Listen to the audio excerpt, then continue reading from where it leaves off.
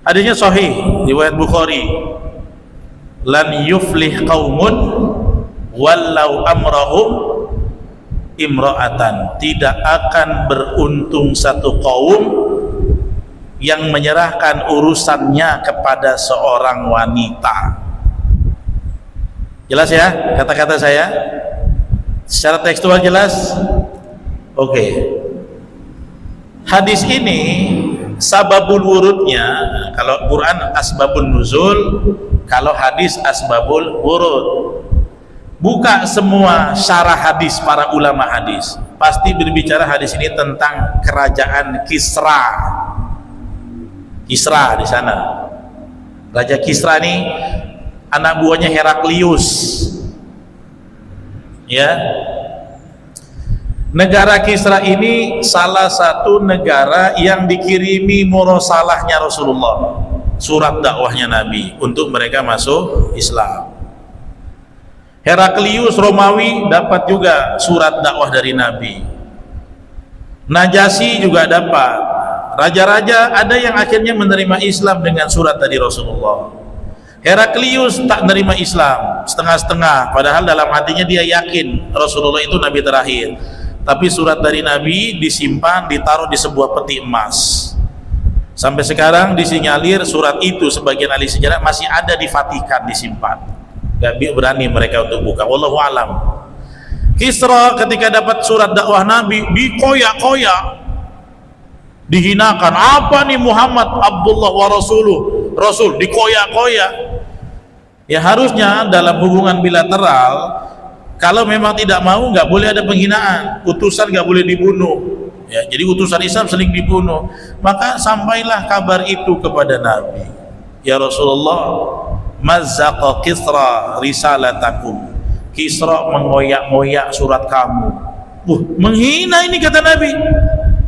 Maka Nabi mendoakan semoga Allah mengoyakkan kerajaan Kisra, raja tertinggi. Ya, semoga Allah mengoyakkan kerajaan Kisra.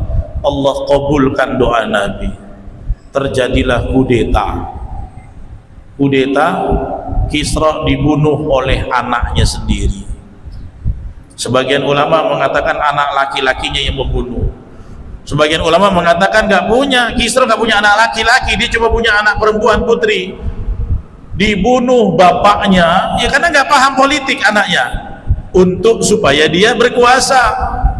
Nah sistemnya saat itu Kisra monarki, kalau raja mati otomatis yang jadi raja siapa? Anaknya. Sementara anaknya nggak ada putra. Mungkin ada paman-pamannya, harusnya begitu kan? Tapi anak perempuannya ini yang nggak paham apa-apa, dia ngotot mau jadi ratu Kisra. Akhirnya Nabi bilang, itu anaknya nggak mampu untuk ngurus negara, orang jahat, kudeta bapaknya sendiri. Kalau perempuan seperti itu nggak mampu, nggak punya kemampuan, tidak akan pernah beruntung yang mewalikan urusannya kepada perempuan. Dalam tanda kutip, perempuan yang jahat, tidak mampu, tidak bisa urus negara. Itu maksud hadis itu. Nah hadis itu dipakai sekarang, di zaman sekarang, apalagi dengan calon-calon yang ada yang perempuan. Dipakai, kalau nggak pilkada nggak dipakai pula. Nah sekarang akhirnya kata para ulama, salah satunya Syekh Yusuf Al-Qardawi, hadis ini nggak cocok, hadis yang khusus digunakan untuk umum.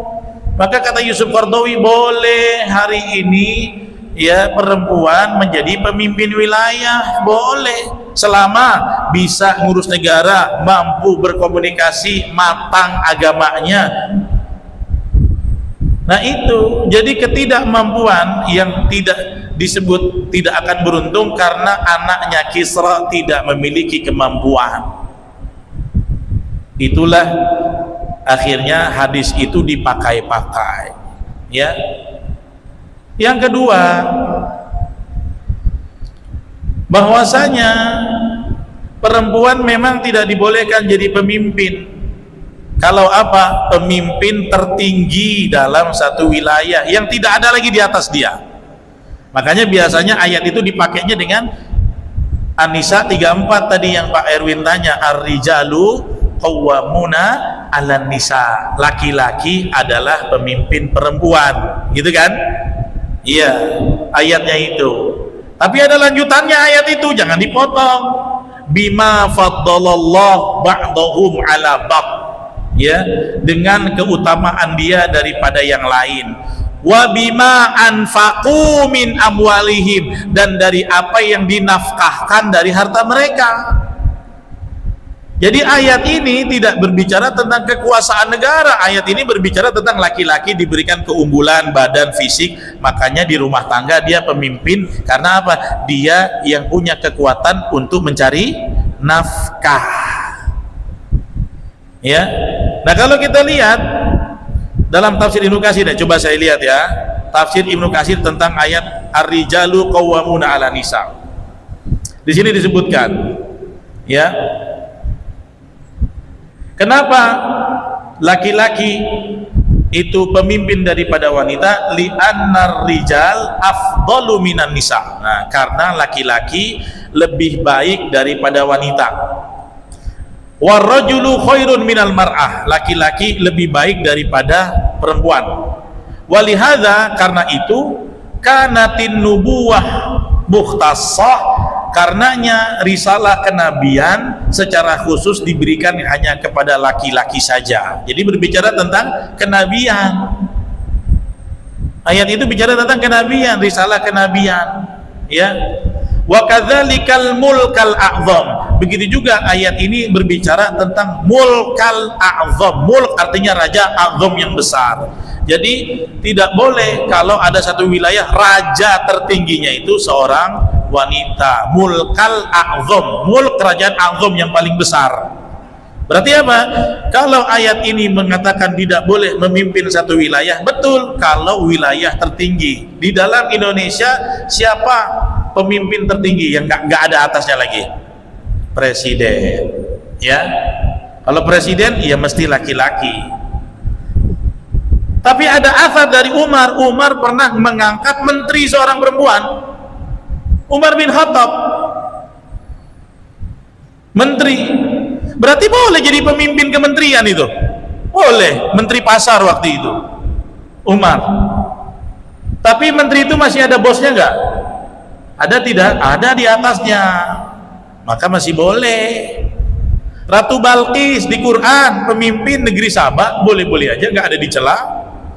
Jadi di ayat itu bukan membicarakan nggak boleh pemimpin secara mutlak, apalagi ya wali kota, gubernur. Apakah gubernur, wali kota nggak ada lagi di atasnya?